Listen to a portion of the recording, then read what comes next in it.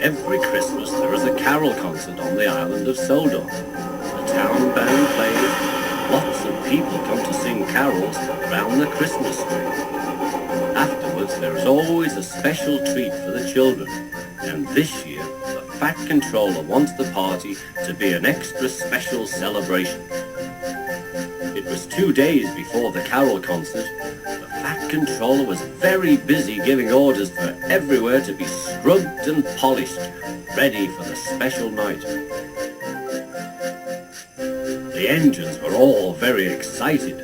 They had been helping with the preparations, and now Henry, Gordon and Thomas were waiting at the station for the Fat Controller to give them their final orders. "You all have jobs to do," said the Fat Controller.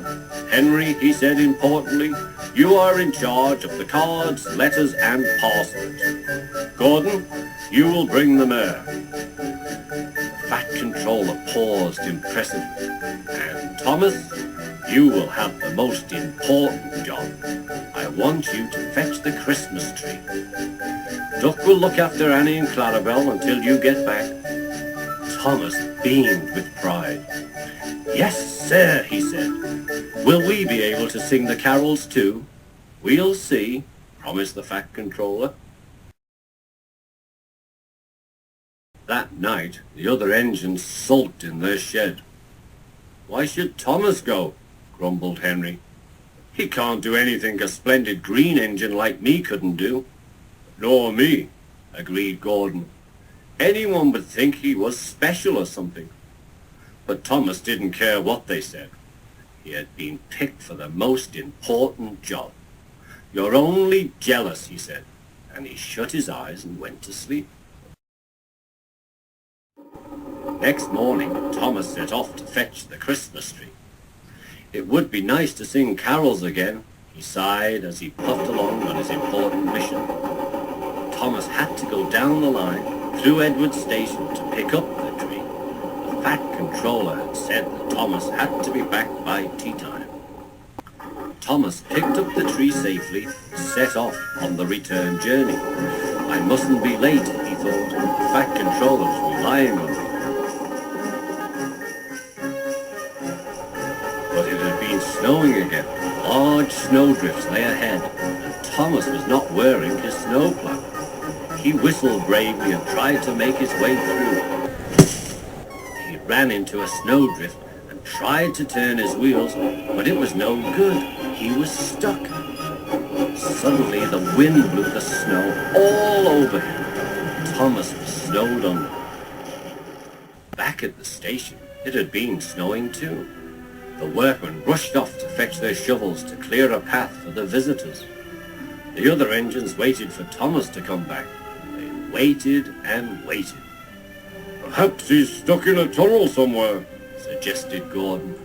"He's much more likely to have been turned onto the branch line." "He could have run into a cow," suggested Donald. "Silence," said the Fat Controller. "We know that Thomas collected the tree safely. Now the snow has brought down the telephone wires. We must assume that Thomas is stranded somewhere near Edward Station." The engines all felt sorry for poor Thomas. "We're not going to leave him there, sir, are we?" asked Douglas. "Certainly not," said the Fat Controller. "I will need 2 volunteers to go and find Thomas." The twins Donald and Douglas were chosen for the job.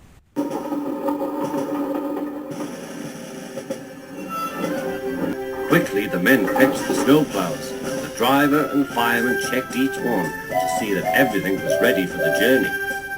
Soon Donald and Douglas set off to the rescue, feeling cold but confident. Donald and Douglas puffed bravely on. The snow was getting thicker now. They struggled through Edward Station. Donald wanted to stop for a rest, but Douglas wouldn't let him. "What if Thomas is lying hurt somewhere?" he said. Great snowdrifts lay across Gordon's Hill. Again and again, Donald and Douglas forced the snowplows into the deep snow, and each time they managed to move slowly forward.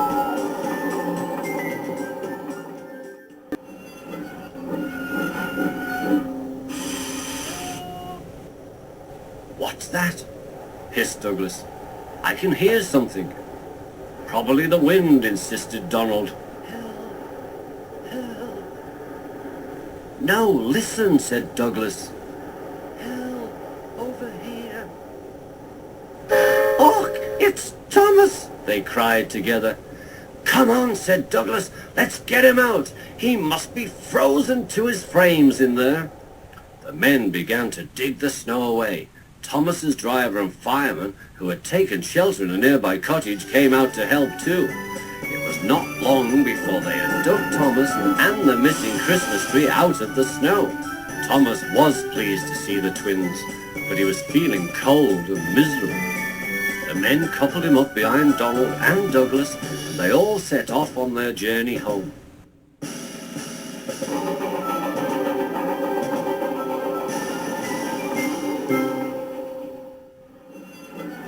When the engines arrived at the station, everyone gave Thomas such a warm welcome that he began to feel quite cheerful again. The Christmas tree was quickly unloaded, put into its tub, and decorated for the carol concert.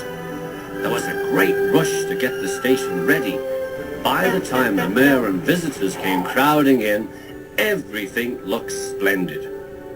Then the Fat Controller shouted 3 cheers for Thomas the Tank Engine and his friends, and everyone clapped and cheered.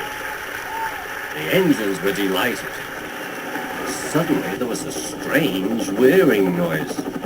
It seemed to come from the sky, and there, with his landing lights shining brightly, was Harold the helicopter.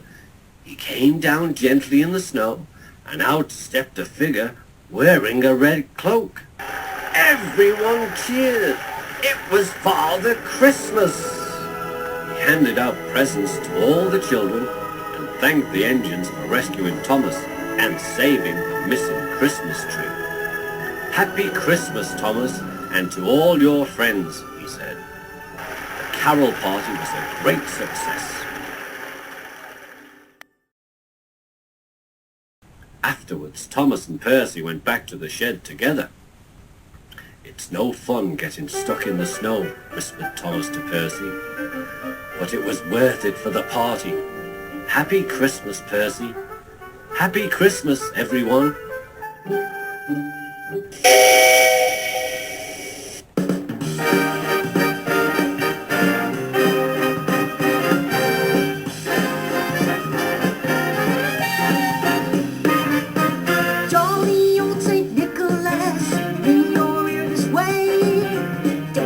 Tell a single soul what I'm gonna say. Christmas Eve is coming soon. Now you dear old man, whisper what you'll do to me. Tell me if you can. Jolly old Saint Nicholas, what's he gonna bring to me? Is it a stash of gems that I can eat all day and night? Or is it a diamond ring that I can give to Rarity? When the clock is striking 12 and I'm fast asleep, down the chimney bright and black with your pack of creep, all the stockings you will find hanging in a row. Mine will be the shortest one, you'll be sure to know. Stada-boop, boop, bada-doo-ba-ba, come and get me those Christmas presents. Schooly boop, schooly boop, schooly boop, bow. Don't make me wait no more. Baba-doop boop, give me some presents. Doodle-doop boop, daddle-a-boop, bow. Scabba-doo, scabba-doo, come give it to me, Santa, yeah. Levi wants a candy hat, and Applejack wants to cook. Rainbow wants a lightning chain, and Twilight wants a book. Rarity wants a set of lace, and Fluttershy wants a nest. Now choose for me, dear Santa Claus, what you think is best. Jolly old Saint Nicholas, what you gonna bring to me? Jolly old Saint Nicholas, what you gonna bring? What you gonna bring to me?